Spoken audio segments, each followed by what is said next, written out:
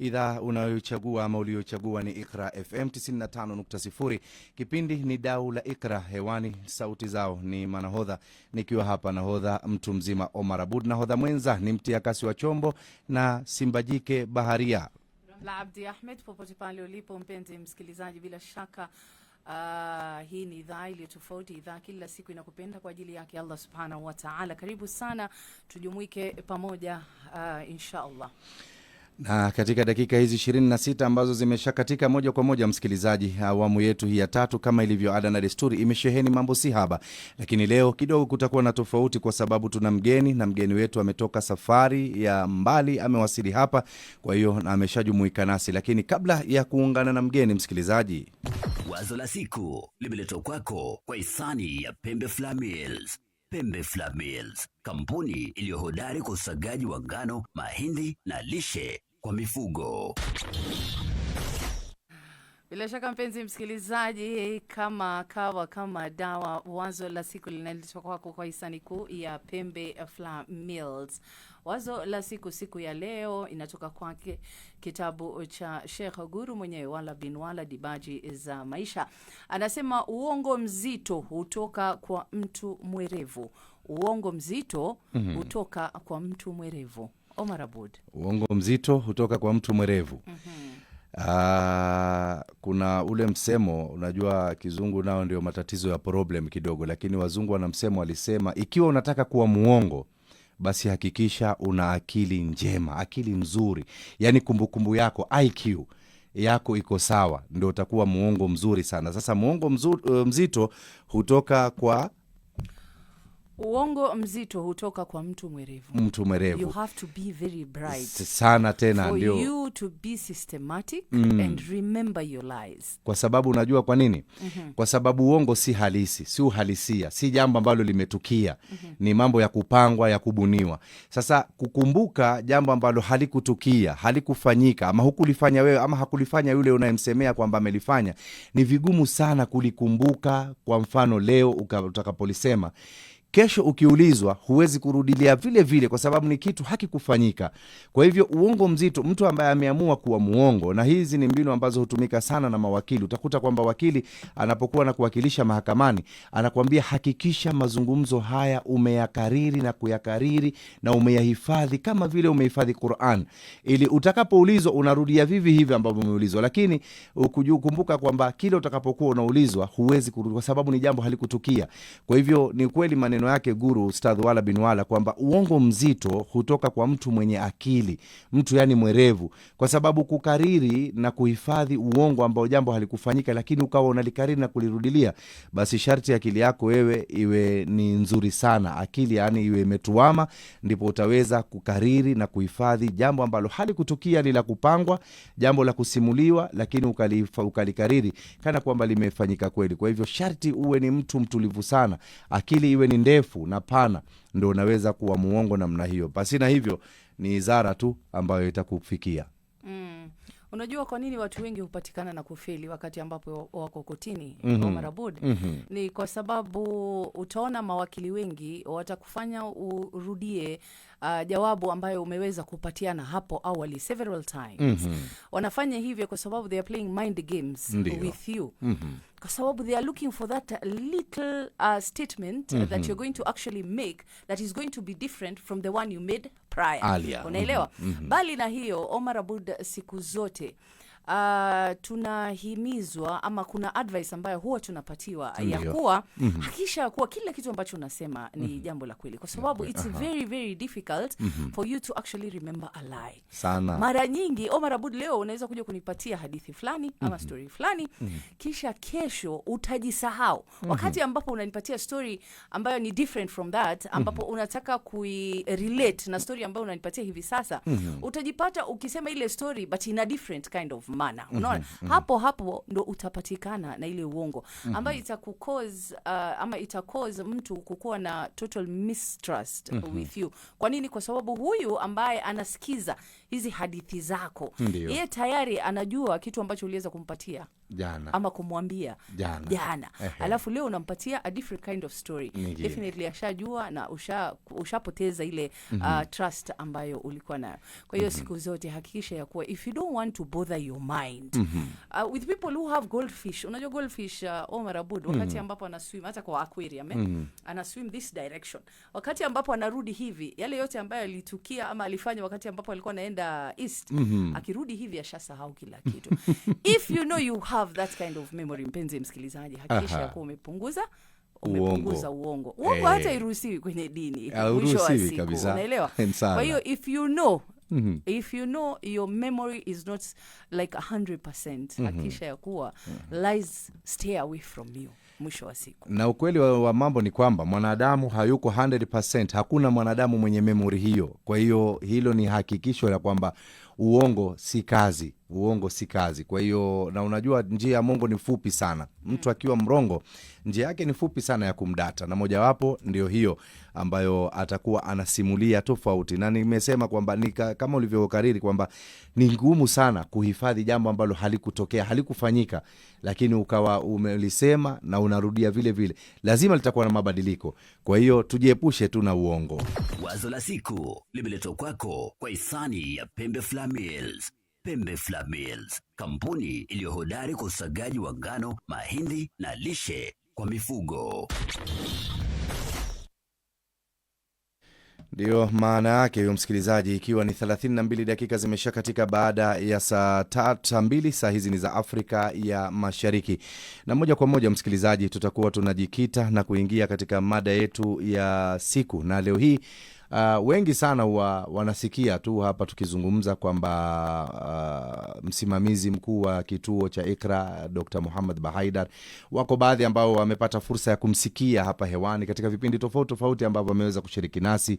Kuna wale ambao wamejaliwa hadi kuonana naye pia na kuzungumza naye, akiwemo dada yetu jana Mariam Wapangani, ambapo pia alipata fursa ya kuonana naye pia wakazungumza. Kwa hivyo kuna wale wanaomuona wakazungumza naye, wanamjua kwa kumuona, kuna wale wanaomjua kwa kumsikia, kuna wale wanaomjua kwa kumsikia kutoka kwetu sisi tukiwa tunamzungumza, na wale ambao wamemsikia yeye mwenyewe moja kwa moja. Lakini leo watapata kumfahamu na kumjua Dr. Muhammad Bahaidar, msimamizi mkuu wa kituo cha Iqra FM ni nani, kutoka kwa simulizi kutoka kwa mgeni wetu leo hii, ambapo si yeye Dr. Muhammad Bahaidar, but ni mgeni wetu leo kutoka nchini Zanzibar kule Tanzania. Amewasilia hapa, amekuja kuungana nasi katika pilka na shughuli zake za kila siku na mambo yake ya maisha ambayo ni safari za kibiashara.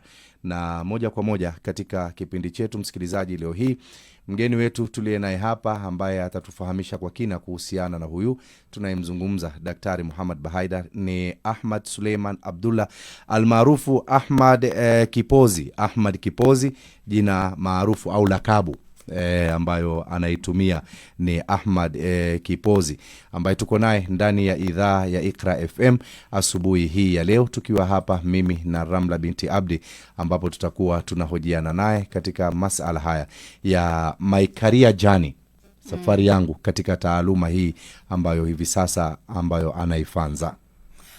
Bila shaka kabla ya hapo Omar Aboud, kama kawaida jinsi ambavyo tunawapokea wote ambao huwa wanatutembelea ndani ya studio katika kipindi cha Daula Iqra. Bila shaka tunaanza kwa ile wazo la siku ambayo tumeitamka siku ya leo. Uongo mzito hutoka kwa mtu mwerevu. Labda unaweza kutuelezea jinsi ambavyo umefahamu wazo la siku asubuhi ya leo, tukitanguliza na hilo. Assalamu alaikum. Wa alaikum salam wa rahmatullahi wa barakatuh. Kwanza nimefurahi sana kuweza kufika katika studio za Iqra FM. Na mimi ni mmoja kati ya fans wakubwa sana kule Zanzibar ambao naifuatilia sana Iqra FM kupitia ukurasa wa Facebook. Na nimekuwa nasema siku ambayo nikibahatika kuweza kuja Nairobi, ni lazima nije zangu hapa Iqra FM nije kuona namna gani watu wanavyofanya kazi hapa. Lakini kikubwa zaidi na cha kufurahisha, mimi ni mmoja kati ya wafuasi wakubwa sana wa Sheikh Mubaraka kupitia hii Al Huda TV. Kwa sasa jana nilipopata bahati ya kuingia humu ndani na kuweza kuzunguka huko nyuma, nikakuta kitu kimeandikwa Huda TV, inabidi nikaweza kumuuliza mwenyeji wangu. Kwa hiyo kumbe Sheikh Mubarak pia anapatikana hapa, akaniambia sio hapa peke yake, na ndo msikiti ambao yeye ndo imamu mkuu kabisa katika msikiti huu. Kwa hiyo mimi binafsi nafarajika sana, na kiukweli ninacho cha kwenda kuhadisia nyumbani kule ambapo nitapofika. Uongo mzito hutoka kwa mtu mwerevu. Uongo mzito hutoka kwa mtu mwerevu. Kwanza niungane na sehemu ya explanation ambayo imetoka kupitia kwa mtangazaji wetu hapa Birahmla, ya kwamba watu wanapokuwa na tabia ya kuzungumza uongo, yani tusiwe na tabia ya kuwa na akili ya kusahau. Ni kiweza kupigilia misumari hapo, kuna story niliyokusikia huko kutoka kwa mababu, sema kuna mzee mmoja alikuwa ni muongo sana. Yani ile story ambayo anakwenda nayo yanakwenda katika format ya uongo. Siku hiyo katika kutoa ile story akamwambia kwamba watu mimi wenzangu nilikuwa niko vizuri sana katika kufukuza simba. Nilikuwa niko vizuri sana. Sasa siku hiyo nikamfukuza simba, bahati mbaya wakati namkamata nikaanguka naye mpaka chini, mara akapigiwa simu. Katika kuongea akatoka kabisa katika ile mudi. Sasa kurudi tena nikauliza umefikia wapi? Kaambia kwamba umefikia ulivyoanguka naye chini. Sasa basi nilipofika naye chini pale nikamchumu vizuri, nikamkumbatia. Kwa maana yake alikuwa tayari kishasahau kana kwamba historia yake ilikuwa inahusiana na simba, moja kwa moja historia yake ilikuwa inahusiana na wasala na wake. Kwa maana yake tunarudi pale usema kwamba yani unapokuwa muongo maana yake usisahau usiwe na kawaida ya kusahau. Na hata dada yangu hapo Birahmla alisema kwamba hata katika dini vile vile uongo ni kitu kibaya sana. Hata tukizungumza ile hadithi ya Mtume sallallahu alaihi wasallam anasema iyakum al-kadhib, jibushini sana na uongo, kwa sababu uongo yahdi ila al-fujur, kwa sababu uongo ina kawaida kumuongoza mtu katika maovu. Wal fujur yahdi ila an-nar, na siku zote uovu ina kawaida kumuongoza mtu katika moto. Kwa hiyo sio kitu kizuri, ni kitu cha kujitenga nacho pia. Shukran sana. Unasikia kisa hicho? Visa ni vingi. Moja wapo Marabud ni kuwa sisi wazazi wengi wakati ambapo tunazungumza na watoto wetu pale nyumbani, hadithi ile huwa tunawapa ni kuwa darasani kila mmoja wetu alikuwa number one katika kila subject, katika kila physical activity. Utawaambia wale watoto ya kuwa hakuna mtu ambaye alikuwa anakushinda. Sijui number 1 ilikuwa inashikiliwa na watu wangapi pekee.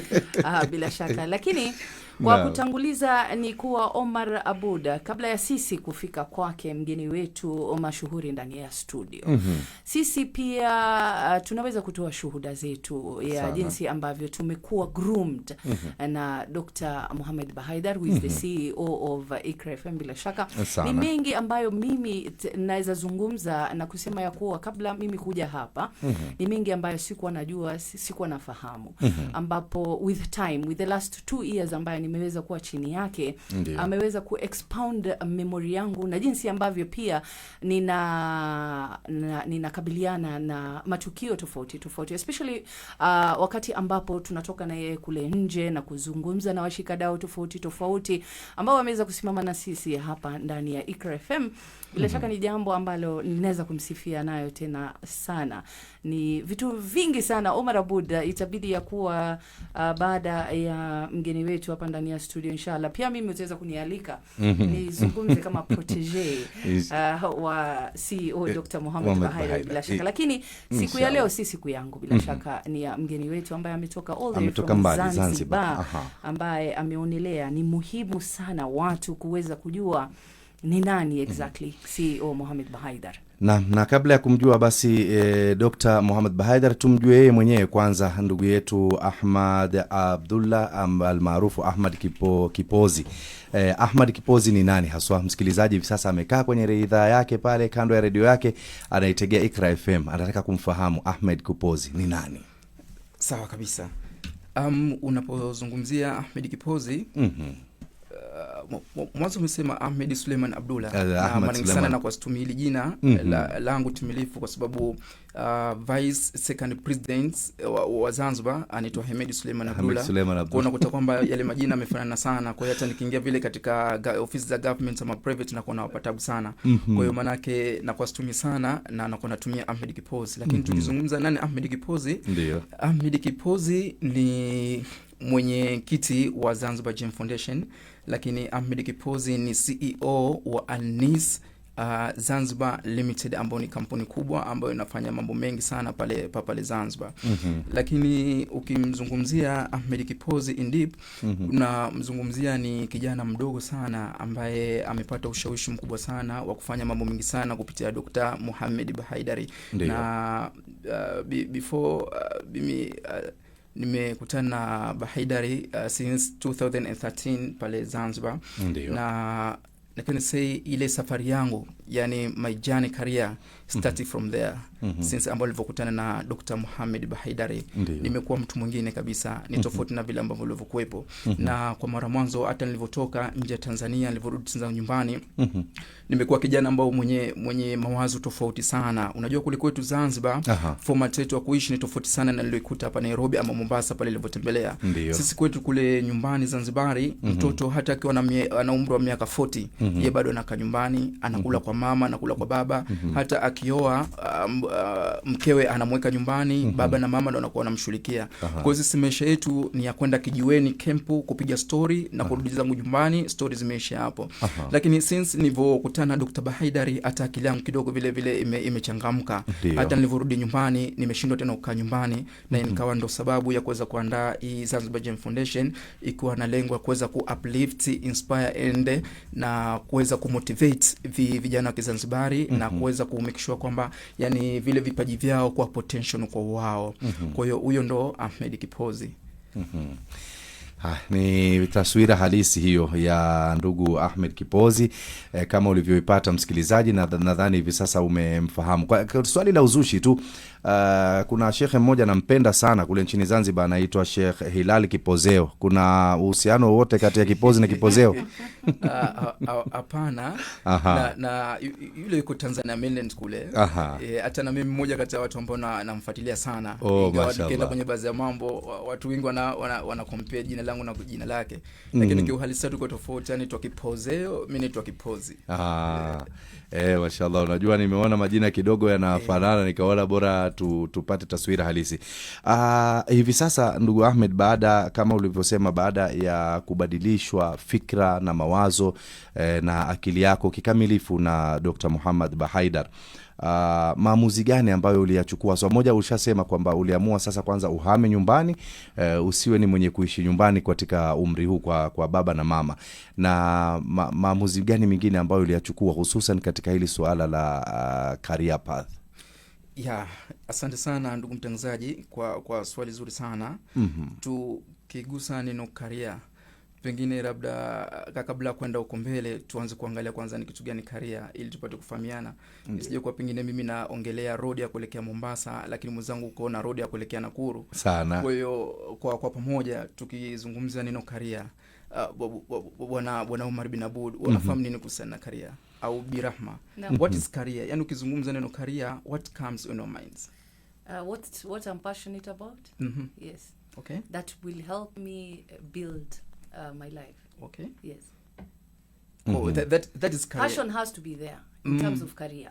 Even when you're doing a career choice, passion has to be on the forefront when you're making that kind of decision. Okay. Yes. Na ni maamuzi muhimu sana ambayo mtu huyafanya, na ndio mwongozo wa maisha yake na mustakabali wa maisha yake baadaye. Kiuhalisia sote tuko sahihi. Yote mko sahihi katika definition ya career, ingawa most of people kidogo wako tofauti. Watu wakisikia neno career, moja kwa moja mtu inakuwa inajenga tu kile ambacho yeye ameenda kusoma kule kwa university, kitu ambacho kiko tofauti. Hawajui kama career ni safari. Na ndio maana kuna baadhi ya somi wakadiriki kusema kwamba ukizungumza neno career ukiona maana kwamba that is a person cause or progressive through life.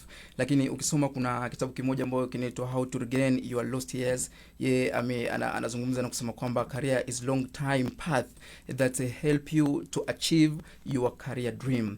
Kwa hiyo yeye amegusa katika namna kama hiyo, lakini kuna baadhi ya wasomi wao wakaifafanua kwa undani kabisa kwa kuzungumza neno career, wakiwamaanisha kwamba ni mwelekeo wa maisha ya kazi ya mtu ambapo yanajengwa kwa awamu kwa amamu kulingana na kipaji, yani talents, education, skills pamoja na work experience sana. Na hapa Bwana Omar bin Abudu hata ukiangalia katika definition ya huyu mtunzi alivyoweka, ameanza na kitu talents, alafu baadaye akaja na education. Hivi hakuna yote ambaye alo come up na kitu asema kwamba why, kwa nini amekuja na education, amekuja na talent mwanzo lakini so education? Ndio hivi tunaweza kujua kitu gani ambacho kilichompelekea mpaka mwandishi asema kwamba talents kwanza, hiyo career yenyewe inaanza kujengwa na talents, alafu inakuja education, alafu inakuja na skills, alafu mwisho inakuja kitu ambacho kinaitwa working experience.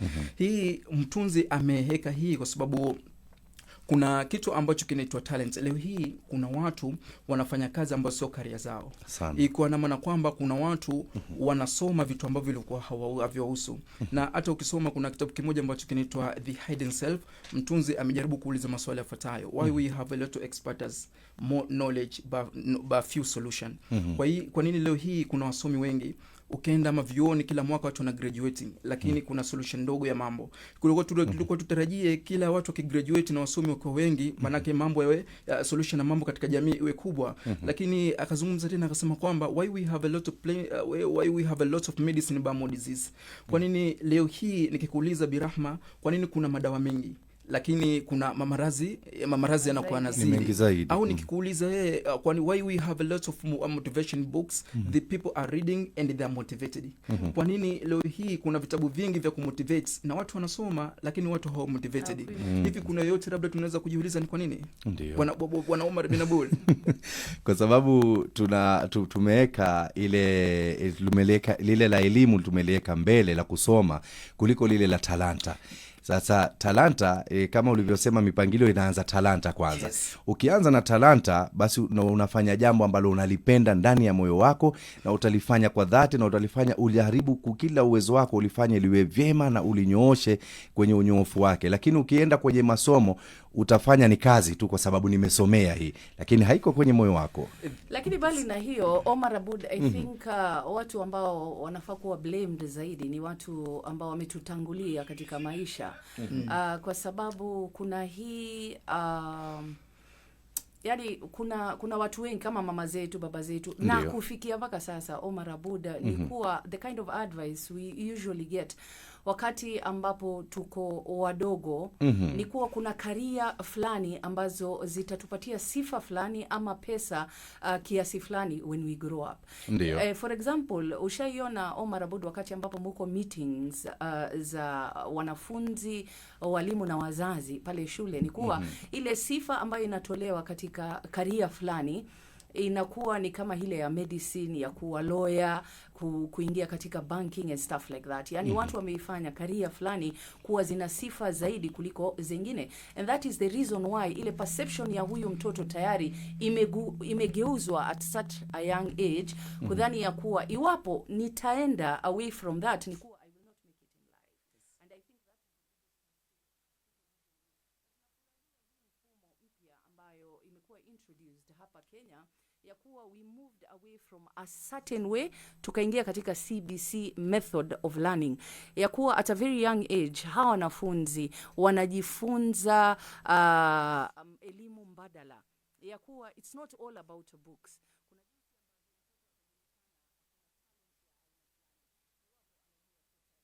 Iwapo akona ubunifu wa aina fulani, inajulikana at a very young age, na yeye mwenyewe anaji-understand at a very young age. Naam Ahmad. Exactly, kiuhalisia, yani umejibu vizuri sana, na hata explanation ambayo aloitoa dada yangu Birahma, yani ilikuwa exactly kusawa, na hata mimi nilikuwa nakuja huko. Na hata amezungumza kwamba leo hii watu wamekuwa katika engo za career ama za ajira ambazo wao haziwahusu, kwa sababu tumekuwa tuna imani tokea asubuhi kwamba ukisoma career fulani maana maanake utakuwa ni mzuri katika kupata pesa. Kwa maanake some of us yani tunachagua career kwa sababu this is a hot career cake. Kwa maanake mimi nitaonekana naitwa Dr. Rahmala, naitwa Dr. Omar, vitu kama hivi hapo. Lakini fikra kama hizi zimeanza kupandikizwa since tuko katika familia zetu, katika majumba yetu. Na hata ukiangalia ile tofauti ya mzazi maskini na mzazi tajiri kwa hapa, mzazi maskini always anamwambia mwanae kwamba mwanangu, make sure kwamba unatafuta pesa. Unatafuta pesa. Kwa hiyo amka asubuhi, nenda kasome, ukisha kumaliza make sure kwamba unatafuta pesa. Lakini huko tunapokwenda sisi kusoma, hatuendi kufundishwa namna gani kutafuta pesa. Hii ni ajabu kubwa sana. Yani hakuna vitabu ambavyo vinakufanya wewe Omar bin Abudu ukitoka nje sasa nenda katafute pesa hivi na pesa inatafutwa hivi. Isipokuwa ukienda kule unakufundishwa mambo mengine. Lakini tofauti ya mzee wa kitajiri anamwambia mwanawe, mwanangu, make sure kwamba pesa inakutafuta wewe. This is two different concept. Yani make sure kwamba pesa inakutafuta, lakini huku naambia kwamba make sure kwamba unakwenda kutafuta pesa. Na ndio maana leo hii tumekuwa na matabaka katika jamii yetu hii. Ukimwona Mwarabu au Muhindi, yani mtoto wake amemaliza kusoma tu tayari kisha kuwa mfanyabiashara mkubwa. Lakini sisi tuko tofauti. Kwa sasa hizi format za wazee wetu ndizo zinazotupelekea kuweza kupoteza ule mwelekeo wa vipaji vyetu kwenda kuwa katika career ambayo sisi tunaendana nayo. Na mimi katika ubinafsi wangu na nimesoma kitabu cha Dr. Bahaidari ambayo kinaitwa The Hidden Self. Ukisoma kule ndani amegusia iko kitu, na yeye kwa mapana zaidi amegusa kuna kitu ambacho kinaitwa education. Ukizungumza neno education imetokana na neno la Kilatini, manake educo. What is educo? Educo manake lead out, bring up au draw out. Manake kwa maana kwamba educo imekuja ku raise up the talent that we have, na kila mmoja amekuwa gifted by God na kipaji ambayo yuko nacho. Kwa sasa namna gani kipaji kitatoka juu na kila mmoja ataanza sasa kupata manufaa kutoka na kipaji chake. Kwa sasa imekuja elimu ku raise up the talent that you have.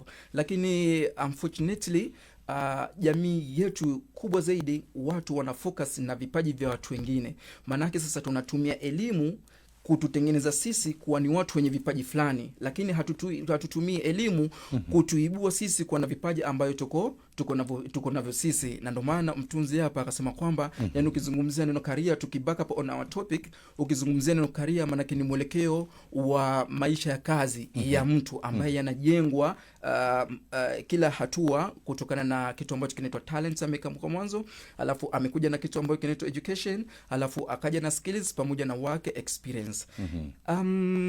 Upande wangu my journey career, as I said before, my journey career starts since 2013.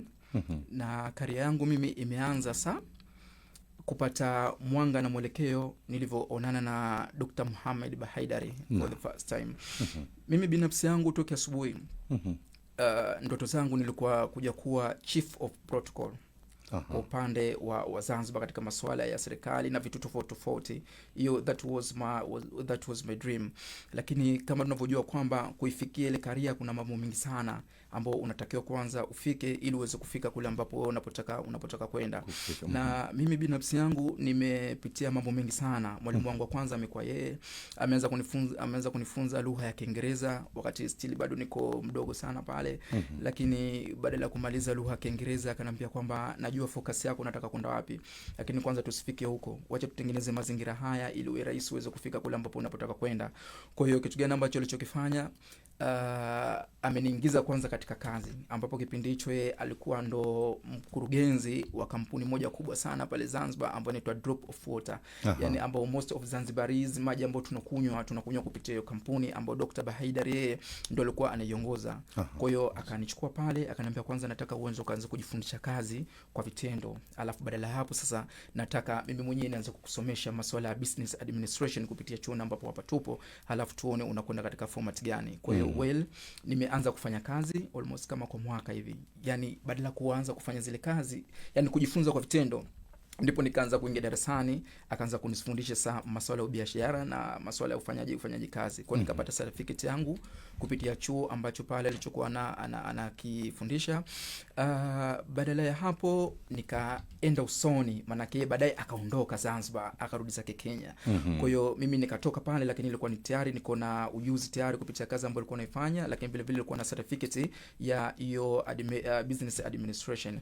Na kwa vile Zanzibar ni kisiwa ambacho kimezungukwa na bahari, na pato letu kuu sisi la serikali tunategemea katika format ya utalii. Kwa hiyo manake kazi ya urahisi sana ili kijana silale na njaa, manake lazima ajiingize katika masuala hayo ya utalii. Kwa hiyo nikasogea mbele kidogo, nikaenda kusoma masuala ya tourism management. Kwa hiyo nikaingia hapo, nikapata certificate yangu pia. Then nikajiunga na masuala ya masuala hayo ya utalii. Kwa hiyo nawaka pale katika kampuni tofauti za kitalii, lakini mimi kitu ambacho ninachoamini, mimi bado ni kijana na paswa kwenda mbele zaidi, ili pale hapo nilipokuwepo watu wa nyuma wangu wapate kuja kukava wao. Badala ya hapo sasa nikawa naanza kupata ushauri mdogo kutoka kwa Bahaidar. Ikawa kila ikifika saa 5 usiku, kipindi hicho ambacho alikuwa yuko zake Katari, tulikuwa tuna special session ambayo hii ilikuwa inadili na masuala, alikuwa ananijenga namna gani nitakuwa motivation, namna gani naweza nikawasaidia vijana wa Kizanzibari, namna gani nitaweza kukutana na magrupu ya vijana wa Kizanzibari licha ya udogo wangu, namna gani nitaweza kwenda katika university, katika college na kuona na wanafunzi kuweza kupiana fikra tofauti katika masuala tofauti ya kimaisha pamoja na katika masuala ya kiusomi. Badala kupata hiko kitu, nikaanza sasa ku experience kitu kipi, nikasema kumbe nishakuwa na uzoefu wa kuweza kuongea kama hivi. Kwa kumbe vile vile naweza kuwa mwanasiasa. Kwa nini nisiwe mwanasiasa? Kwa hiyo baada kutoka hapo nikamrejea tena Dr. Bahaidar, kwa vile ni mshauri wangu wa karibu. Nikamwambia tumetoka huku, kwa nimefikia hapa, wewe unanisemaje? Lakini vizuri yeye mwenyewe Dr. Bahaidar aliwahi kugombania kiti cha ugavana 001 pale kupitia chama cha UDA, lakini kuna mambo kidogo yakatokea katika nomination, kwa hiyo akachange akaingia chama kingine. Kwa hiyo ni mtu ambaye yuko vizuri sana katika masuala ya siasa. Kwa maana vile vile nikapata mwalimu mzuri sana katika masuala ya siasa. Badala kupata lectures za kutosha kutoka kwake, sasa akanielekeza, sasa nenda darasani uende ukakae ukasome. Kweli nikaenda zangu darasani, nikachukua course moja ambayo inaitwa political science. Kwa hiyo nikasoma pale masuala ya siasa. Kwa hiyo na badala kumaliza kusoma moja kwa moja, nikajiengage katika masuala ya siasa direct. Kwa hiyo nikawaka katika sehemu za siasa kule Zanzibar. Na ilikuwa kidogo tu mara hii nigombanie kiukweli, kwa hivyo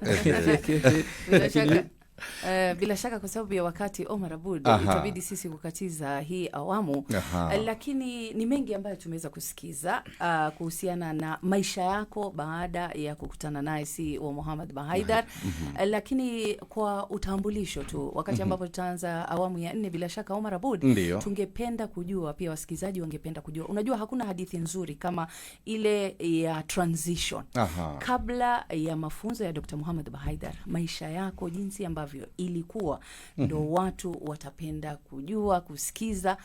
Bila shaka ndo tutaanza nayo katika awamu ijayo inshallah, baada ya muktasari wa habari. Utueleze tu ile maisha, ilmradi msikizaji apate kujua how your life was before meeting Dr. Mohamed Bahaidar, and how the transition was and how it became afterwards inshallah. Tuama papo hapo msikilizaji, cha msingi na cha sekondari kidole hicho usikibonyeze kidude. Mengi ya mazuri yanakuja baada ya awamu yetu hii ya 3. Awamu ya 4 itaanza na mukhtasar wa dira. Punde tu baada ya mukhtasar tutarudi katika mpango mzima huu wa mahojiano yetu na mgeni wetu leo hii ambaye ni Ahmad Kipozi, tuliye naye hapa katika mpango mzima huu wa Dau la Iqra. Unasikiliza Dau la 5.0 Iqra FM. Ungana na mabaharia mtu mzima Omar Aboud, mtu mpole Abubakar Juma na Simba Jike Ramla Abdi ndani ya 95.0 Iqra FM. Iqra FM, idhaa iliyo tofauti. Ndiyo maana yake hiyo, msikilizaji, ikiwa ni 2:12 saizi ni za Afrika Mashariki, awamu yetu ya 4 na ya mwisho katika mpango mzima wa Daula Ikra. Makala ni ya Jumanne. Iwepo ndio mosi, basi hivi sasa unaifungulia redio yako. Idhaa uliyoichagua ni idhaa inayokupenda kwa ajili yake Allah Subhanahu wa Ta'ala, Ikra FM, na ni awamu yetu ya 4 na ya mwisho, kipindi Daula Ikra. Manahodha tukiwa hapa, nahodha mtu mzima Omar Abud, nahodha mwenza ni mtia kasi wa chombo Simbajike Baharia Ramla Abdi Ahmed. Mpenzi msikilizaji, natumai unatufuatiliza tena kwa karibu sana kuhusiana na yale ambayo tunaweza kujadili hapa ndani ya studio, ambayo ni jani ama safari yake ndugu Ahmed wakati ameweza kukutana na CEO Dr. Muhammad Bahaidar, na jinsi ambavyo pia aliweza kubadilisha maisha yake. Na kutanguliza tu Omar Abud, nilitaka tu kujua ile transition yake. Unajua umuhimu wa hadithi yoyote ni kuwa watu wengi wangependa kujua wapi ametoka, na baada ya kukutana na Muhammad Bahaidar na kubadilisha maisha yake ndo akafikia mahali yuko. Kwa hivyo ndugu Ahmed, ulikuwa wapi na ni nini hasa ilikufanya ukamchagua ama ukachagua ile advice ama nasaha ambayo Muhammad Bahaidar aliweza kukupatia? Sawa, asante sana ndugu mtangazaji. Kiukweli mimi ni kijana ambaye nilitokea mtaani mpaka leo ikuwa CEO. Ni kijana ambaye ninamiliki kampuni yangu binafsi kabisa, lakini haya yote yamekuja kwa sababu ya uwepo wa Dr. Muhammad Bahaidari. Ana mchango mkubwa sana mpaka nimekufikia hapa pia. Lakini kabla ya hapo nilikuwa wapi na nini nilikuwa nafanya? Labda kikweli kabla hapo nilikuwa ni kijana tu mtaani. Nilikuwa nakula nyumbani vizuri tu kwa vile ndo kawaida ya Zanzibari, mzee lazima mtreat mwanawe. Then nikitoka hapo na kwenda zangu maskani, nakaa napiga story, then narudi zangu nyumbani. Imefika jioni na kwenda zangu gym, nikirudi zangu gym na kwenda zangu baharini kuogelea. That was my circle. Huo ulikuwa ni mzunguko wangu wa maisha ya kila siku. Ni kijana ambaye nilikuwa sina nyuma wala sina mbele, lakini kijana ambaye nilikuwa sina future, kusema kwamba iko siku pengine ninaweza nikafika sehemu fulani. Na hii pengine sababu labda pengine nilikuwa natokea Uswahilini sana, pengine hata akili yangu ilikuwa iko chini sana, au pengine labda naweza kusema hata familia yangu ilikuwa ni familia ya chini sana. Mimi mzee wangu amefariki toka mwaka 2000. Kwa hiyo kiukweli nilibahatika kumuona siku moja, lakini mama yangu yeye ndo amesimama na kuweza kunilea mpaka hapa. Kwa sasa amekuwa na mambo mengi sana. Sisi katika familia yetu tumezaliwa watoto 25. Mashaallah. Sisi. Kwa hiyo sasa na mimi ndo the last born in my family. Kwa sasa unakuta kwamba kuna kuweza kuhudumikia watoto mpaka kila mmoja kuweza kumsimamia vile ambayo inapotekana kidogo inakuwa ni changamoto. Kwa hiyo sasa ni kijana ambaye nilitokea katika mazingira na kusema kwamba siwezi kufika popote kiuhalisia. Kwa hivyo kwa kuwa I had no one ambaye nikusema kwamba aliweza kunishika mkono kusema kwamba sasa twende tukaone mwangaza ili uweze kufika pale ambapo unapotaka kwenda. Nakumbuka siku hiyo mwaka 2013 nilikwenda kumtembelea rafiki yangu. Kuna chuo kimoja ambacho kiko pale Zanzibar ambapo Dr. Bahaidari yeye alikuwa anafundisha pale. Wakati niko pale nilikaa katika canopy, alikuwa anaangalia kule kwa baranda kule chini watu wanapopita, lakini daktari alipopita tu moja kwa moja akaniona, akanisalimia, akaniambia unaitwa nani? Kaambia naitwa mtu fulani. Akaniambia the way jinsi ninavyokuona kana kwamba wewe hauko vizuri, lakini tukumbuka kwamba Dr. Bahaidari ni doctor of psychology. Kwa hiyo maana yake ameweza kunisoma vile the way nilivyokaa na the way nilivyokuwa naanza kuongea naye. Akaniambia kuna kitu hakiko sawa kiakili na naomba tuonane. Na siku ya pili yake nikatoka nikamfuata sehemu ambayo yuko pale anafanya kazi. Kwa tukaongea kwa marefu sana na mapana. Mimi nilikuwa sijui kabisa hata kujitambulisha jina langu kwa Kiingereza. Kwa hiyo yeye ndo alionishauri kiukweli nianze kujiunga na college pale kuanza kusoma lugha ya Kiingereza. Na nilianza kweli. Kwa bahati mbaya sana yeye hakuanza kwa kunilipia. Yeye alianza kwa kuweza kuniconvince mimi kuweza kwanza nianze kupenda tu ile kuweza wa kujifunza lugha ya Kiingereza. Nilisoma mwezi wa kwanza, nilisoma mwezi wa pili. Kikawaida popote unaposoma kuna fee ambayo inatakana. Mimi nyumbani kwangu mzee wangu ilikuwa ni changamoto kuweza kulipa ile fee. Ikafika hatua mpaka nikataka kuacha kuweza kusoma lugha tu ile peke yake. Nikaenda kwa administration kwenda kuomba, nikapoa mwezi mmoja kurudi kuendelea kusoma. Mwisho ikanishinda, nikarudi kwa daktari nikamwambia kwamba napenda kusoma lakini sina uwezo wa kuweza kufika pale ambapo nimetaka kwenda. Kwa hiyo kitu ambacho kifanya akanilipia miezi mitatu. Kwa sababu kawaida pale katika chuo chetu pale kusoma lugha kinahitaji stage 3. Stage ya kwanza, stage ya pili na stage ya 3. Kwa hiyo nimesoma stage ya kwanza kwa nguvu za hapa na pale kupitia kwa wazazi kwa kupapatuana. Lakini baada ya kuingia stage ya pili nilishindwa kusoma. Kwa hiyo akaniinua yeye mpaka kufikia stage ya 3. Kufika stage ya 3 sasa sikuweza tena kulipa pale chuoni. Sikuweza kulipa chuoni isipokuwa chuo kikawa kinanilipia mimi pale kuweza kusoma kutokana na nimeanza kuwa yani kama kuna bright fulani nilianza kuipata kupitia lugha ya Kiingereza. Kuna hii yote ni kwa sababu nilikuwa nikitoka zangu chuoni moja kwa moja nilikuwa naenda kwa Dr. Bahaidari. Nilikuwa nakaa pale ananipa vitabu nasoma then narudi zangu nyumbani. Kutoka kwa dokta mpaka nyumbani ni mwendo wa lisali moja kwa miguu. Kwa hiyo nilikuwa natembea mpaka nafika zangu nyumbani. Kwa hiyo pengine kwa jitihada yangu hiyo na kupitia Dr. Bahaidari ndio kumeniwezesha pengine labda kuweza kufikia sehemu fulani. Kwa hiyo badala kuwa naanza kupata mwongozo katika lugha nikaanza kuwasaidia wenzangu pale chuoni. Kwa maana yake chuo kikaniona administration na kikaanza kuni favor sasa kusema kwamba basi sawa anza kusaidia watu, lakini hii miezi mitatu ambayo ilibakia sisi kama chuo tutaweza kujua namna gani ya kuweza kufanikisha. Nikamaliza lugha nikarudi zangu nyumbani. Dokta akanitafuta sasa uko wapi? Kama niko zangu nyumbani nimemaliza na certificate lakini sijui nakwenda wapi kwa sababu nyumbani kwetu sina uwezo, lakini mimi na hamu ya kusoma na my future target ni kutaka kuwa ni chief of protocol hapa Zanzibar, lakini sijui naanzia wapi. Ndio safari yetu ikaanzia hapo. Njoo kwanza nikuchukue nikupeleke kwanza ukajifunze kazi kwa vitendo.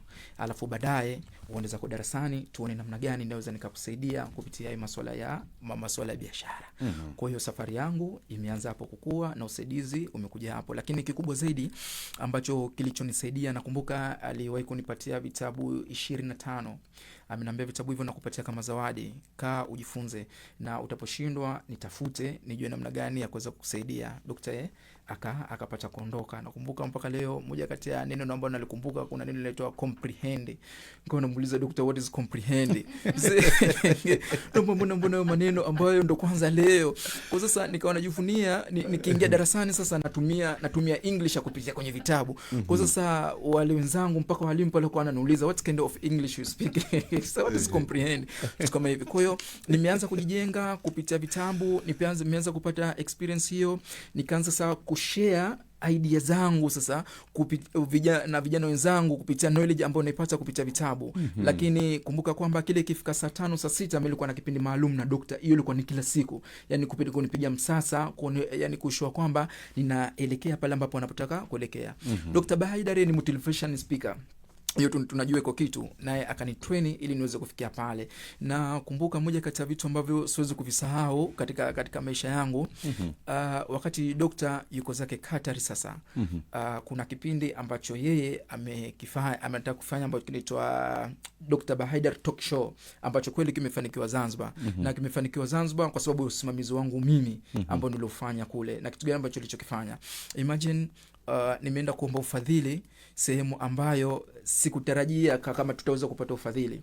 Imetoka timu ya production kutoka Kenya, imetoka timu ya production kutoka Ujerumani ambao kwa jumla ambao walikuwa wanapaswa kuja kuweka basic ya Zanzibar kwa mwezi mmoja ili tuweze kufanya kitu ambacho kinaitwa Dr. Bahaidari Talk Show. Ambapo hiyo kumbuka Dr. Bahaidari anataka vyote vifanyike lakini bila kutoa pesa. Lakini yeye yuko mbali. Kwa hiyo tunafanyaje? Inabidi anawakilishe mimi. Sasa ndio nikatafuta udhamini. Sasa elimu yangu ndogo kipindi kile, confidence yangu ndogo kipindi kile, naongea kitu gani, naanzaje kufanya hivyo vitu. Lakini kila nikimwambia siwezi naambia hapana. Wewe unaweza na wala usikate tamaa. Na nakumbuka aliwahi kunipa story moja ya kuna kijana mmoja ambaye anaitwa Sam. Sam ni Marekani kijana ambaye hana mikono wala hana miguu. Ambapo huyu aliwahi kuwa na motivation ya watu zaidi 2000. Akawa anauliza akamwambia kwamba if you fall down, ikiwa kama utainuka, what will do? Nini utafanya? Kuna mmoja kumwambia kwamba I will quickly stand up. Nitasimama kwa haraka sana. Kumwambia yes, you will do that kwa sababu kuna mikono, kuna miguu. Na siku zote katika kuinuka mtu kunahitajika support ya mikono na miguu za kuinuka. So how about me? Vipi kuhusiana na mimi, mtu ambaye sina mikono, sina miguu, iko kama nitaanguka chini, nini natakiwa nifanye? Mara ghafla akajiangusha chini. Kule umati wa watu 2000 wote wako wanamwangalia yule kijana ambaye hana mikono na miguu atafanya kitu gani. Kila akijaribu ku stand up alikuwa ana fall down, alikuwa anaanguka. Kila akijaribu mara kadhaa alikuwa anaanguka. Pale chini akauliza swali hadhira. What do you support to do? Should I give up? Je, napaswa kukata tamaa, niendelee kukaa hapa chini? Akaendelea kuinua mpaka mwisho wa siku akaweza kuinuka. Kwa kumaanisha kwamba watu hawapaswi kuweza kukata tamaa katika namna nyingine, katika namna moja ama namna nyingine. Kwa hiyo badala kunipa historia kidogo kama ikani motivate kwa namna moja kwa namna nyingine, nikasema yes, kumbe naweza ya kwenda kumuona mtu wa aina yote. Nilitoka kwa full confidence kabisa, nikaenda katika sehemu ambayo kuna wasomi wengi sana, zaidi ya sana. Nimeenda kufanya presentation, mpaka mimi natoka katika ile presentation nilikuwa naongea Kiingereza kana kwamba kama niko vizuri, sikuwa niko vizuri kwenye Kiingereza, lakini ile confidence imewajenga mpaka wale kuaminisha kwamba yu kijana uko vizuri. Natoka tu anapigiwa simu direct moja kwa moja Dr. Bahidara kwamba kijana umemleta, amefanya vizuri, na sisi tunakupeni offer hiyo sponsorship ya mwezi mzima ya timu yako yote kutoka Ujerumani pamoja na Kenya kuja kuspend Zanzibar, kuanzia usafiri, kuanzia kula milo 3 asubuhi, mchana, jioni, sehemu ya kulala na kila kitu ambacho nyinyi mtakuwa mnakitaka mnaweza mkakifanya. Kweli tulikuja, timu imekuja na tukafanya vipindi pale na mambo yakaendelea. Kwa hiyo ile ikanijenga, ikasema wow, kumbe kila kitu kinawezekana. Lakini moja ya jambo jingine ambalo lilonifanya mpaka leo siwezi kusahau, Dr. alivyokupo yuko zake Bahrain, akanambia Ahmed, nakuja Zanzibar. Lakini nakuja Zanzibar mimi sina pesa. Sina hata shimia amina kwamba na tiketi tu ya ndege kuweza kufika Zanzibar.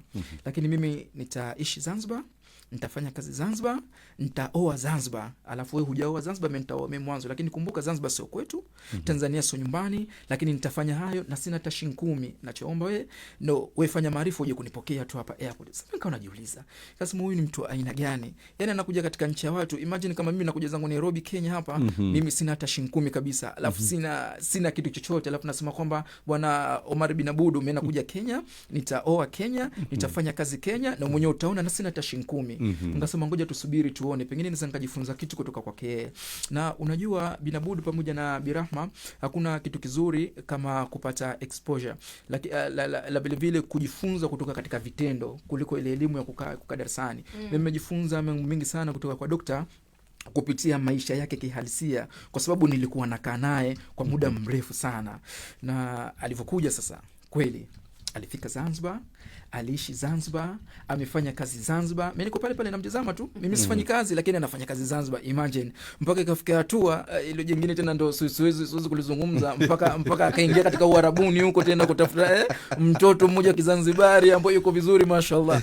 Kule Zanzibar tuna kauli zetu wenyewe tunaita ziwarde. Yani ziwarde ni aina fulani ya mwanamke ambayo ukimtizama kama dadangu Rahma pale, na macho ya ukwaju, anapua kinyonyo, yani mwanamke ambaye amenyoka kabisa. Kwa hiyo ni kweli ilikuwa mpaka na process tayari anakwenda kuoa. Kwa ile azma yake, nitakaa Zanzibar kaka, nitafanya kazi Zanzibar kuliko wewe, kabla yako wewe kafanya, nitaoa Zanzibar. Alikuwa anaelekea huko. Nikajifunza kwamba yes, iko kama yule ni mgeni amefanya yote haya, kwa nini mimi mwenyeji ambao nimezaliwa hapa Zanzibar, kwa nini siwezi kufanya yote haya? Kumbe naweza kufanya. Hapo sasa nikaanza kukaza miguu yangu vizuri, nikavaa viatu zangu vizuri, nikasema chochote na kiwe, acha tusonge mbele na tutaonana baadaye. Kwa hiyo kupitia juhudi ya kwake yeye ya kuni motivate kila wakati, basi ndio hiyo imenifanya kuwepo hapa. Na moja kati ya desturi ya dokta ambayo tulikuwa tunafanya, ilikuwa kile ikifika saa 4 pale ambapo tulipokuwa tunakaa Zanzibar,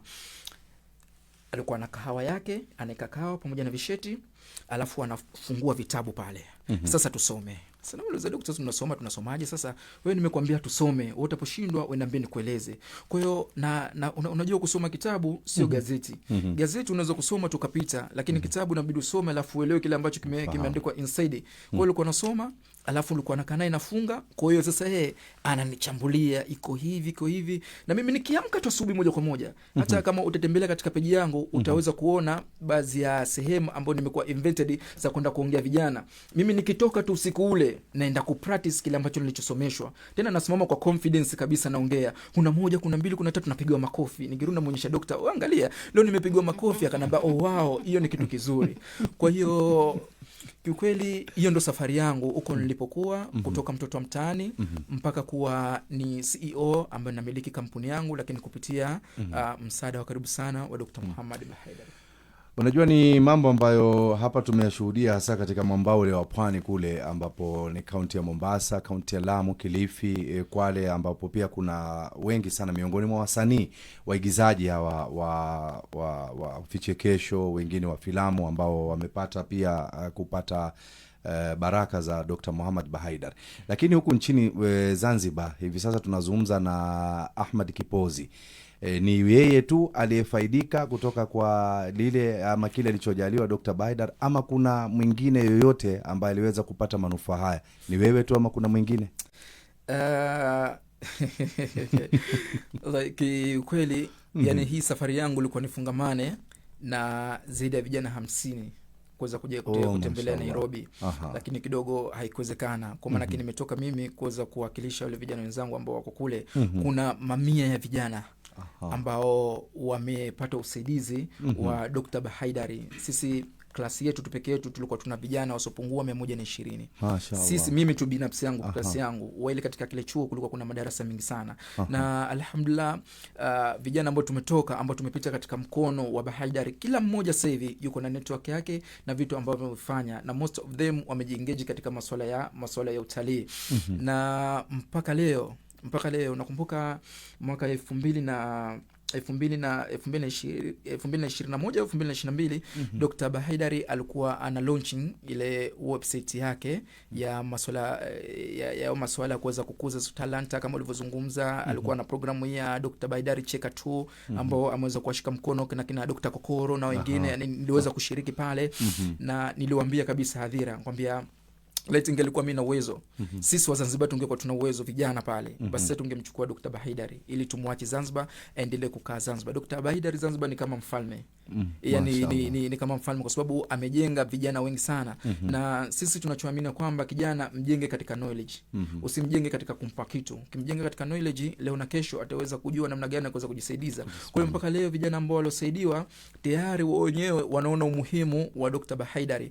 Let's say mimi nimekuwa manager wa mmoja kati ya mkahawa mkubwa sana pale Zanzibar ambao unaitwa Lukmani Restaurant. Sisi mkahawa wetu pale kwa siku tunapokea wageni zaidi ya 1500 pale per day, mpaka marehemu Mheshimiwa Raila Odinga ameweza kuja kula katika mkahawa wetu ambao mimi nilikuwa ni manager katika ule mkahawa. Na moja kati ya kitu ambacho experience kutoka kwa Kenya nilichojifunza, wa Kenya wana mapenzi ya kweli kwa yule mtu ambaye anasema kwamba wewe tunampenda. I say yani since ameondoka baba katika mkahawa, sisi tulikuwa tunapokea wa Kenya wengi sana, kuanzia wabunge pamoja na wale MCA, vitu kama hivyo. Tena mtu anakuja anakuambia kabisa tuonyeshe kile kitu ambapo baba kala, alafu kaka wapi na sio tuweze kula. Kwa hiyo unakuta kwamba yani acha kabisa ni.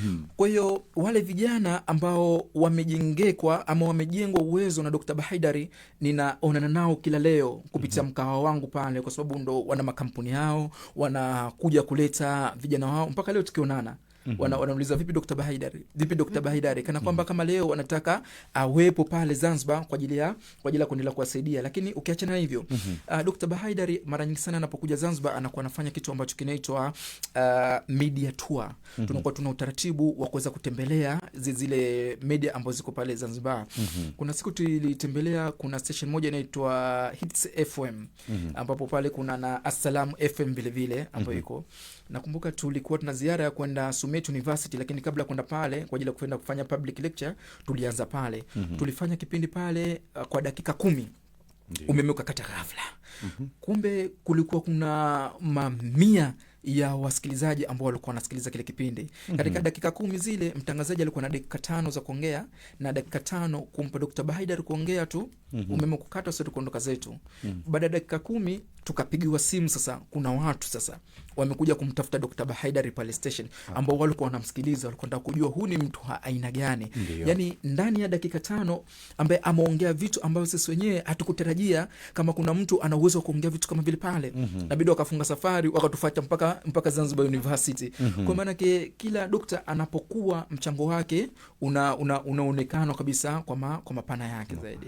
Kwa hiyo amesaidia sana Zanzibar na tuko wengi sana. Ni furaha adhimu pia kusikia kwamba kumbe ni jumuiya ama ni jamii nzima ambayo imeweza kunufaika kutokana na elimu ile ambayo kajaliwa mwanasaikolojia huyu Dr. Muhammad Bahaidar. Na Msimbaji, kabla sijaendelea kumjuza tu kaka yetu hapa ndani ya studio ni kuwa ile kunywa kahawa haijaisha.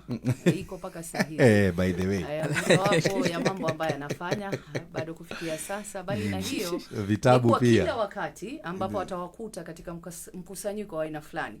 Hata wakati ambapo sisi wenyewe tunakunywa chai, ni kuwa Muhammad Bahaidar hapendi kuona watu wakipoteza wakati hivyo sana. So he will come and stand there, alafu kisha ataanza kuambia ya kwanza, ya pili. Kwa hiyo imekuwa ni kama kitu ambacho watu wameifanya kama jokes nowadays, ambapo wakati ambapo wanamuona anakuja towards us, watasema okay, number 1, number 2. So he doesn't like wakati ambapo watu wana waste a lot of time. Anatufunza ya kuwa hata iwapo ni wakati wenyu wa mapumziko, mnakunywa chai and everything else, hakisheni ya kuwa kuna jambo la manufaa ambayo mnafanya na wakati wenyu. Kuna wakati tulikuwa tunamtoroka kikundi cha watoro nikikiongoza, mimi ndio kiongozi. Tunaenda jikoni kujificha kule. Kiwa na Hamisi Abdallah. Sasa mara unamsikia amekuja, "Abudi, mko huku Sasa na tunakuja chai, basi daktari tuanwa chai. Tule chai alafu tuendelee. Hata ndugu Obar kwa kuongezea hapo, sisi kule ilifikia wakati tumemtunga jina, yani tumempa lakabu, tulikuwa tunamuita mzee wa waswiri. Yani mzee wa waswiri maana yake ni mzee wa nyakati. Yani yeye ni muda kabisa. Yani ni muda. Yani katika kitu ambacho dokta yani hapendi yani ku lost time. Yani ndani ya dakika moja nasema kwamba ingekuwa umekaa ndani ya dakika moja umewaza ushapata kitu gani. Na nililiona hilo siku hiyo, nimemkuta nahangaika. Nikamuuliza unahangaika nini? Yo imagine ni saa 7 usiku. Yaani nimetoka na kwenda zangu kwa toilet, nimemkuta yuko kumbini anahangaika. Namuuliza mzee, unahangaika kitu gani? Ananiambia siwezi kulala kwa sababu sina cha kufanya. Imagine. Kwa hiyo maana yake yeye all time yeye anataka kuwa active. Yaani mpe kitu basi afanye. Yaani mara andike, mara asome kitabu, twende huku, tufanye hivi, otherwise nakwambia mimi siwezi kukaa hapa niko bored. Kwa hiyo bali na hiyo, unajua there is something else I picked from there, ni kuwa kuna hafla ambayo alikuwa anajaribu kufanya na aliambiwa ya kuwa hakuna fedha za kuweza kufadhili hafla mzima. Ni jambo ambalo pia amenifunza mimi wakati ambapo tunafanya marketing ya Iqra FM, kwa sababu ameniweka katika ile kikundi chake cha watu ambao wanafanya marketing, ni kuwa not every time wakati ambapo unajadiliana na client wako ya kuwa lazima kupatie fedha in return. Unaweza kumuuliza akupe yani akupe service ya kampuni yake, in return sisi tunamfanyia ile advertisement bila shaka. So it's something I'm seeing like it's a trend amekuwa nayo tangu zama za kale. Ikiwa ni 35 dakika msikilizaji zimesha katika baada ya saa 3. Kumbuka na wewe pia una fursa ya kuweza kuchangia, na huyo ndiye Dr. Muhammad Bahaidar, msimamizi mkuu yani CEO wa Iqra FM, ambapo huo ndio upana wa maelezo yake. Na huyo ndiye Dr. Muhammad Bahaidar kwa mienendo na tabia na usimamizi na uongozi wake kutoka nchini Zanzibar. Ushuhuda ambao unatolewa, na wewe pia una fursa hivi sasa ya kuungana nasi wakati tukiendelea na mdahalo huu msikilizaji, kupitia nambari zetu za simu 0727444454 au 0738648881. Mpenzi msikilizaji, kumbuka ya kuwa unaweza kutufuatilia kwenye mitandao ya kijamii ikiwemo YouTube, TikTok na Facebook 95.0 Iqra FM. Na moja kwa moja tunaanza naye da Mariam wa Pangani. Iqra FM. Wa alaikum salam wa rahmatullahi wa barakatuh. Mashallah. Na Mungu aendelea kutoka saa 12 mpaka saa hii na kufukua tu. Naam. Kwanza salamu kwenu. Na kwa mgeni wenu apokea salamu zangu. asante. Ninashukuru Mwenyezi Mungu, jana amenikuta nimekaa akanisalimia na malikuwa watu 3 akatoka. Mara ya pili kurudi akaniuliza swali mpaka nikashtuka, "Mariam unafikiria nini?" Nikamwambia akaniambia kuna kitu nimefikiria, nikavija kumbe jaona ninafikiria. Mashallah. Tulikaa naye pale tukazungumza maneno 2 matatu na yeye na ninamshukuru kwa kunitoma. Ninafikiria lakini nakuwa na vicho ufukara wangu, kumbe ufukara wangu washauona. Mimi nashukuru Mwenyezi Mungu kwa ufukara wangu na maskini wangu, na ninamshukuru sana Mwenyezi Mungu aendelee kumpatia kibao cha kujua mtu anafikiria, na tukazungumza naye maneno mawili, na ya tatu ila ameniambia atungatee anifanyie. Salamu alaykum wa rahmatullahi wa barakatuh. Alaykum salam wa rahmatullahi wa barakatuh. Shukran sana dada yetu Mariam Upangani, bila shaka alipatwa pia yeye jana. Jana alidatwa jana. Aliruka sana. Akaambia unafikiria Mariam kuna jambo linakusumbua. Akasema nipatie maoni kuhusiana na jinsi ambavyo ICRA inaendelea hivi sasa. Kwa hiyo tulisema ya kuwa Mohamed Bahaidar CEO yeye hapendi kupoteza wakati. Anataka ile feedback as well ya kazi ambayo anaifanyiza. 0727444454 au 0738648881. Iwapo mpenzi msikilizaji popote pale ulipo una swali au maswali kwa mgeni wetu mashuhuri hapa ndani ya studio siku ya leo, ambaye amekuwa ni mwanafunzi wa daktari wetu CEO wetu Mohamed Bahaidar, bila shaka unayo fursa pia, unaweza kujadiliana nasi ama kujumuika nasi kupitia mitandao ya kijamii ikiwemo TikTok, Facebook na YouTube 95.0 ICRA FM. Mame, tulikuwa tunaendelea na mdahalo huu baada ya kujua kwa ni jamii nzima ambayo imeweza kunufaika. Ikiwa darasa lako tu lilikuwa na zaidi ya 120 na wengine madarasa yalikuwa ni mengi sana, kwa hivyo ni jamii nzima ambayo iliweza kunufaika.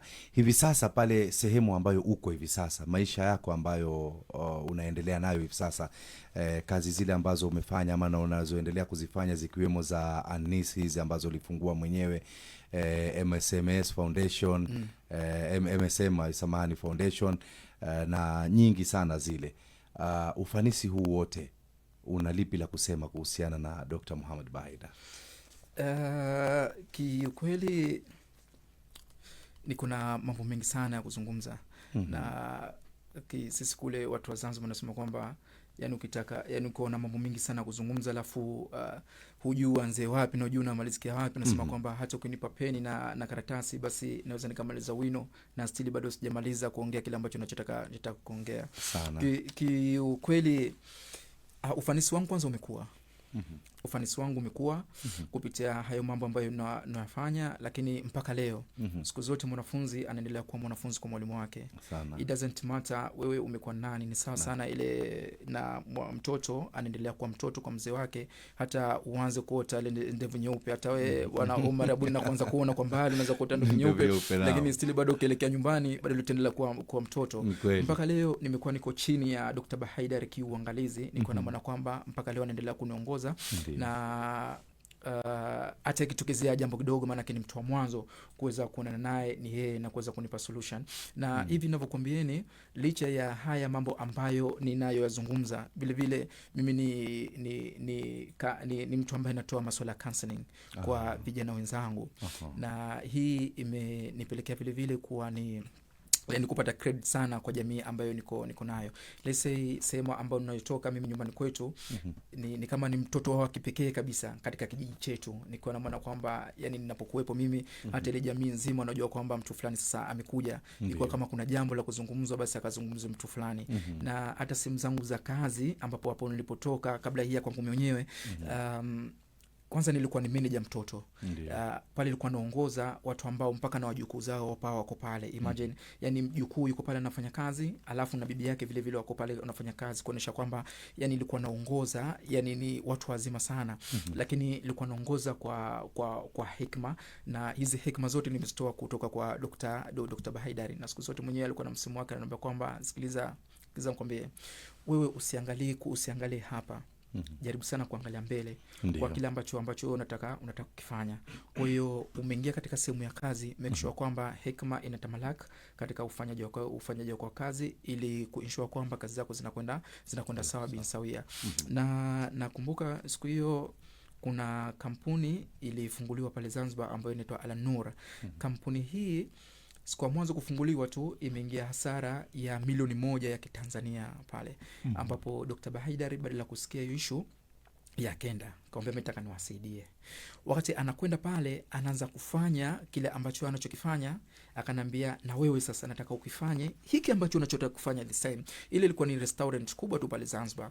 Akanambia na wewe nenda sehemu fulani, chochote kichachotokezea wewe niambie, alafu tuje tunafanya kitu fulani. Kweli nikaenda katika mkahawa ambao unaitwa Lukumani. Kwa imagine, yani yeye yuko katika mkahawa kanza, alafu akanitaka na mimi lazima niende katika mkahawa. Kumbe ilikuwa lengo lake ni kuweza kuzisoma zile hikma na kuwa ni mfanisi mzuri kiutendaji wa kazi kabla yeye hajaondoka karibu ya kwangu mimi.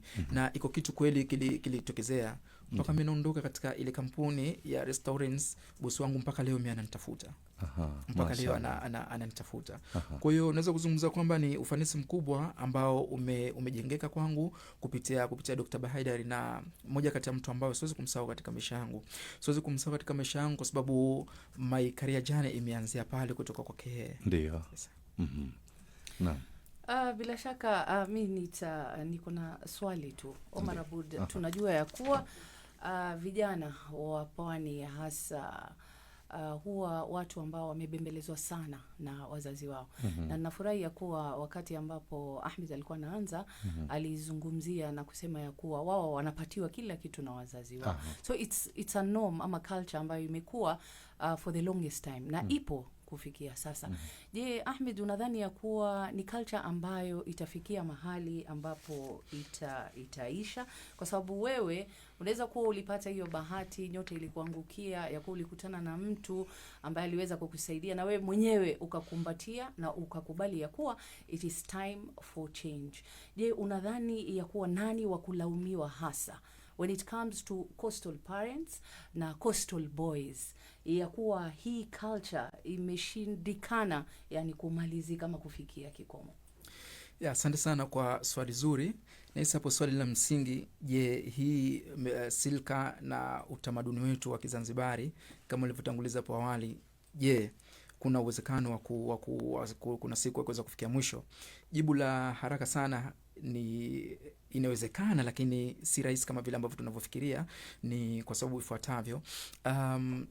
Kwetu sisi Zanzibar kumejengeka na vitu vikuu viwili. Yani utapofika Zanzibar, hata kama ndugu msikilizaji ambao unanisikia, ikiwa kama una interest zako za kuweza kufika Zanzibar, unapofika Zanzibar achana na vitu viwili. Utaishi vizuri sana. Achana na dini ya wale ambao umewakuta Zanzibar. Achana na siasa ambazo ziko pale Zanzibar. Yani ukiepukana na hivyo vitu, unaweza ukaishi kwa mtu yote na maisha yako kajiona kwamba maisha yako yako very soft. Lakini ukiamua kuengage na hivyo vitu viwili, basi hautaweza kuchukua muda kabisa. Kwa sababu sisi tunaishi katika format ya dini sana pale Zanzibar. Lakini vile vile ingawa tunaishi katika format ya dini, lakini still bado tunaheshimu zile dini za watu wengine. Ingawa 99% pale Zanzibar ni Waislamu. Lakini vile vile tunaishi katika mfumo wa siasa tukiamini kwamba siasa ni sehemu ya maisha yetu. Kwa hiyo kuja mtu akataka kutubadilisha ama kuja na views zile ambazo nataka yeye kupitia hizo format mbili, kidogo ni vitu ambavyo kama ni ngumu kuweza kuzibadilisha. Kwa hiyo sasa the way ambavyo sisi tunavyoishi Zanzibar, mila, silka na utamaduni wetu ni mila ambazo zimejikita katika sehemu zetu za imani ambazo sisi tunaziamini. Na ndio maana nasema kwamba kuweza kubadilika au mtu kuweza kumbadilisha ile imani yake kidogo iko changamoto. Sisi Zanzibar tuko almost kama watu 1,100,000 na 700,000 au 800,000. Ni almost ya kwamba ni watu ambao tunajuana karibia wote. Huyu mtoto wa mzee fulani, huyu mtoto wa mzee fulani, huyu mtoto wa mzee fulani.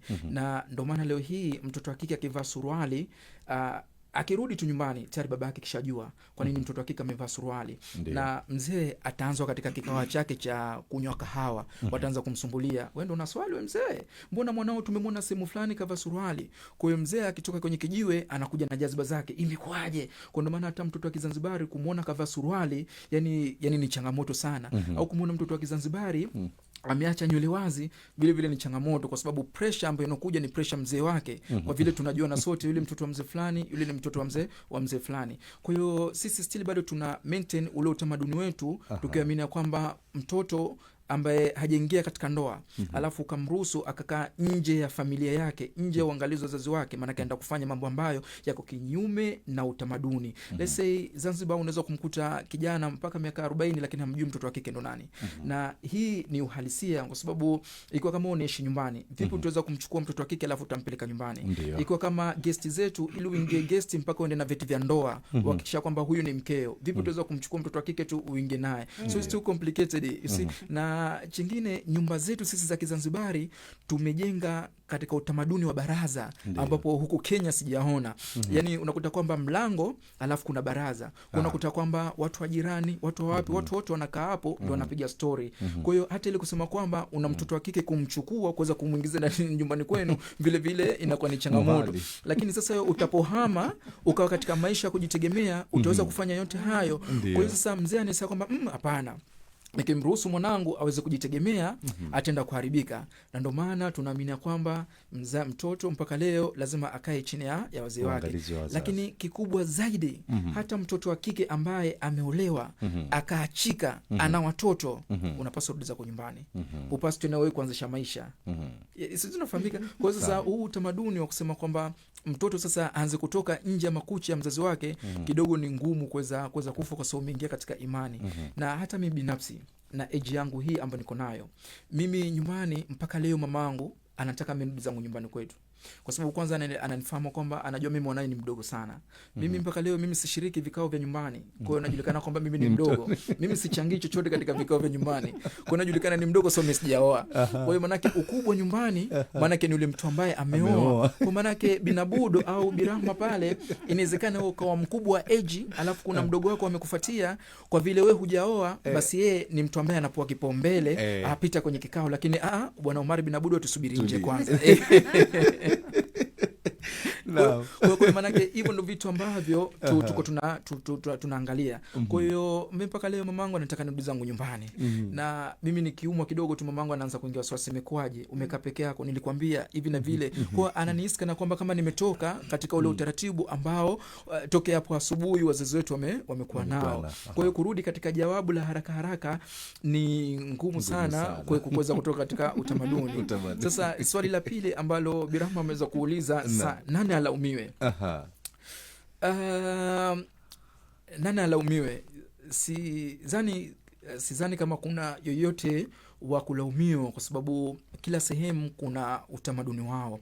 Ikiwa sisi utamaduni wetu sisi kutembea kwa miguu, basi mtu akija kutukomvisi lazima tutembee kwa mikono, sisi tutakulaumu wewe, kwa sababu utamaduni wetu sisi usiweze kutembea kwa mikono. Na ndo maana kuna siku niliwahi kupokea simu kutoka mmoja kati ya rafiki yangu ambaye yuko hapa Nairobi. Akaniuliza kwamba nyinyi vipi wa Tanzania, mbona hatuelewi? Nikamwambia kaka, sisi ushaswambia sisi ni wa Tanzania, alafu mimi ni Mzanzibari, wewe ni Mkenya, alafu uko zako Nairobi. Sisi ni watu wawili tofauti ukiangalia katika mila, silka, utamaduni. Lakini ukiangalia siasa zetu sisi wa Zanzibari sio siasa za Nairobi. Ukiangalia format ya life ambayo watu wanaishi sio format ya life ambayo sisi tunaishi. Mpaka jana nimemuuliza dokta, nikamwambia hii lifestyle ya Nairobi ni nani kawapangia muishi hivi? Mbona nahisi watu wanaishi kinyume? Yani na ni kweli watu wa Nairobi wanaishi kinyume. Hapo umesema kweli kabisa. Vipi? Mko kinyume, hamsalimiani. Umeona? Hamujuani. Tujuani. Wewe imagine sisi tunaishi katika plot moja pale. Kuna nyumba nyingi. Unakuta kwamba mtu unapandisha ngazi, mtu unapitana naye hivi, alafu mtu unasimama unamwelekea, oh my gosh, huyu ni nani? Mbona hataki kunisalimia? Imagine kama anaanguka pale, ni nani ambaye anaweza kumsaidia? Sasa utamaduni wetu sisi wa Kizanzibari, yani hatujafunzwa hivyo. Yani kila ambao unamuona wewe njiani lazima umsalimie. Na usipomsalimia watarudi kwa babako. Imekuwaje? Tuangalie ujumbe hapa mfupi kwa haraka upesi. Ramla anasema wa alaikum salam wa rahmatullahi wa barakatuh. Anasema asante sana mgeni wetu Mzanzibari, umenijibia maswali yangu niliyokuwa najiuliza kila siku.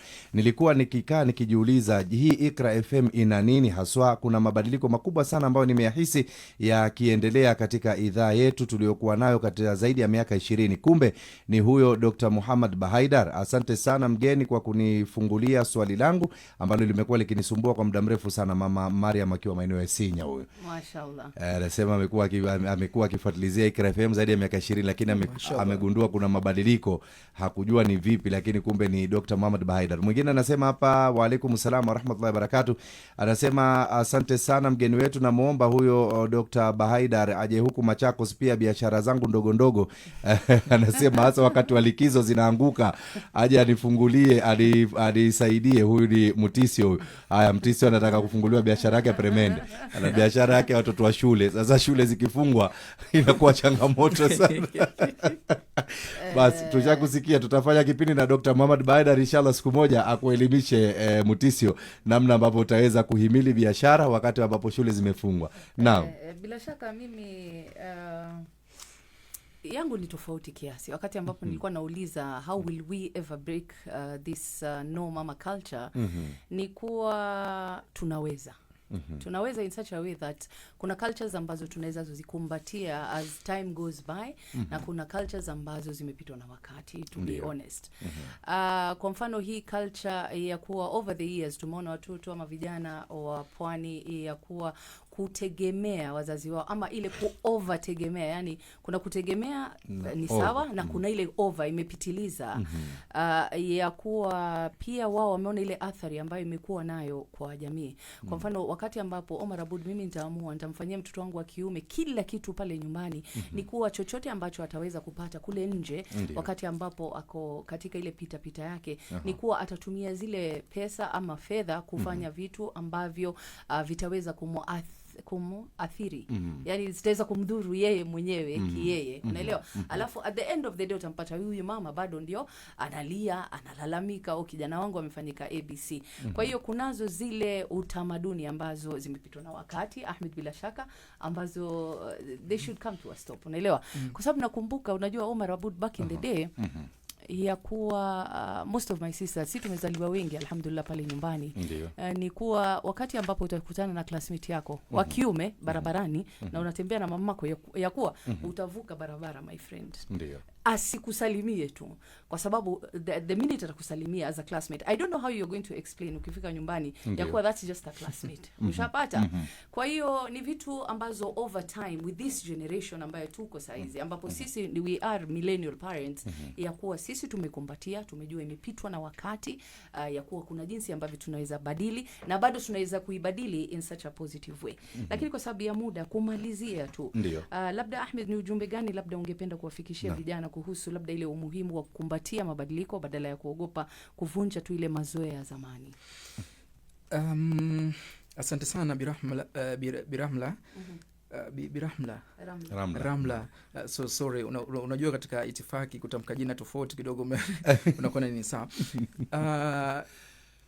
Ni namna gani na advice kwa wale ambao wananisikiliza kuweza kutoka katika zile labda culture ambazo kidogo zimepitwa na wakati, na kuweza kuingia katika culture ambazo kidogo zitaendana na ulimwengu wapi ulipo. Ya kusema kweli naungana na dada yangu pale Biramla, ya kwamba we have to focus where the world is. Iko ni kitu cha msingi kwanza ambao tunapaswa kuweza kuelewa. Lazima tuangalie wapi dunia inakwenda. Iko kama dunia inaenda kaskazini, alafu si macho yetu tumeka kusini, bila shaka tutakosana nayo. Na mwisho wa siku ni machafuko ambayo yenye kuelekea katika jamii husika ama katika kijiji, kwa sababu itapokuwa kwamba dunia inakwenda hivi, alafu na sisi tunakwenda hivi, na mtazamo wa vijana labda kuelekea katika dunia ambayo inakwenda huko ni tofauti na sehemu ama na mila pamoja na tamaduni husika, bila shaka kuna mambo ambayo sio mazuri yanaweza yakatokezea. Kiukweli jamii inapaswa ibadilike, iendane na mtazamo mpya. We have to update our minds. Na isa ukisoma katika kitabu cha The Hidden Self, Dr. Bahaidar ameandika kwa kitu, we have to update our mind. Na kuna sehemu akaandika kwamba kusema kwamba all of us, yani tumezaliwa tukiwa na equal ya capacity of brain. Yani wote sisi tumezaliwa tukiwa na usawa katika masuala yetu, lakini tatizo linakuja hapa how you develop your brain. Hiyo ndio hapo tunaanza kuachana. Kwa hiyo IQ ama uelewa ya Omar bin Abudu itakuwa ni tofauti na Ramla, na uelewa Ramla itakuwa ni tofauti na mimi. Vipi una develop ile brain yako? Lakini kumbuka kwamba sisi sote tumezaliwa katika equal ya capacity of brain. Kwa hiyo manake nilichokusudia kuzungumza kwamba we have to update our minds. Lazima tuelekee kule ambapo sasa dunia inataka wapi tuelekee. Lakini tuangalie kuna mambo mawili, kuna negative segment lakini vile vile kuna positive segment. Tunaweza tukachange our culture kuelekea katika positive segment, lakini katika zile negative segment tunaweza tukaachana nazo. Na mtumalizie na ujumbe hapa mfupi ambao umeingia hivi sasa kutoka kwake Ali wa Umoja. Anasema wa alaikum salaam wa rahmatullahi wa barakatuh. Kwanza napongeza kipindi. Anasema nanyi pia nawapongeza na mgeni wenu pia hapo tunampongeza. Ni kweli tuishi na, anasema tuishi na mfano. Anasema tuishi na fani nzuri. Sema tuishi na fani nzuri. Asante sana Ali wa Umoja. Kulingana na wakati, ndugu Ahmed, tunasema shukran sana kwa wakati wako, safari yako. Kwanza pole kwa machofu ya safari kutoka Zanzibar, kama tulivyosema ni mbali sana na hapa jijini Nairobi, lakini ukaweza ukakumudu safari hiyo. Umekuja kwa ajili ya kuja kuungana nasi hapa kuweza kuzungumzia na pia kuweza kumuelezea Dr. Muhammad Bahaidar ni nani. Mimi nitakupatia miujiza ambayo mmoja tu aliofanya. Kuna hawa mateja, naamini Zanzibar pia wako mateja na wanaitwa mateja pia wale. Kule Mombasa kuna rehabilitation kibao sana za serikali na za kibinafsi. Watu wanapelekwa wakitolewa ni kama wamepelekwa holiday ama mapumziko. Wakitoka kazi inaendelea. Kuna vijana fulani, kikundi kimoja ambapo Dr. Muhammad Bahaidar alikuwa nao, na walikuwa ni mateja kabisa vile tunavyojua. Kumbe wana talanta ya sanaa hizi ama wasanii wa muziki. Wakawekwa vizuri, wakapewa mawaidha, wakafunzwa mafunzo na wakatoka kwenye uteja. Hivi sasa tunavyozungumza ni watu na shughuli zao ndani ya jiji la Mombasa pale. Na hizi rehabilitation zote zimeshindwa. Watu wanaenda, wakitoka wanarudi kwenye uteja. Lakini wale vijana ambao walipitia kwenye mikono ya Dr. Muhammad Bahaidar, hiyo ni miujiza ambayo aliweza kuifanya katika kaunti ile ya Mombasa. Na labda cha mwisho cha kuongezea hapo, na hiyo ni focus yake kubwa sana Dr. Bahaidar, yani kufocus na vijana na vipaji vile za vijana. Na hata amewahi niletea kuna kitu ambacho kinaitwa Orange Economy, na kuna siku tukipata muda, kutokana na muda ambao kidogo umekuwa finyu, tunaweza tukaja kuelezea what is the Orange Economy ambayo amenipatia Dr. Bahaidar, na inafanya kazi vizuri sana pale Zanzibar pia. Shukran sana Ahmed, tunakutakia kila la kheri inshallah, na tunatumai tutajumuika nawe tena wasaa ukiwa utakuwa umekuwa nasi kwa wakati huu uko hapa jijini Nairobi. Msikilizaji, kwa niaba ya nahodha mwenza mtiakasi wa chombo Simba Jike Baharia Ramla binti Abdi, shukran za dhati kutoka kwenye kina cha nyoyo zetu kwa kuweza kutuazima kiungo chako muhimu cha sikio kuanzia 12 alfajiri hadi sasa tunapoitua hii nanga yetu kwa pamoja, na tutamatishe kipindi dau la Ikra makala ya Jumanne hii ya leo wote kwa pamoja. Shukran, na endelea kuitegea Ikra FM katika vipindi vyetu tulivyokuandalia na vilivyosalia Jumanne hii ya leo.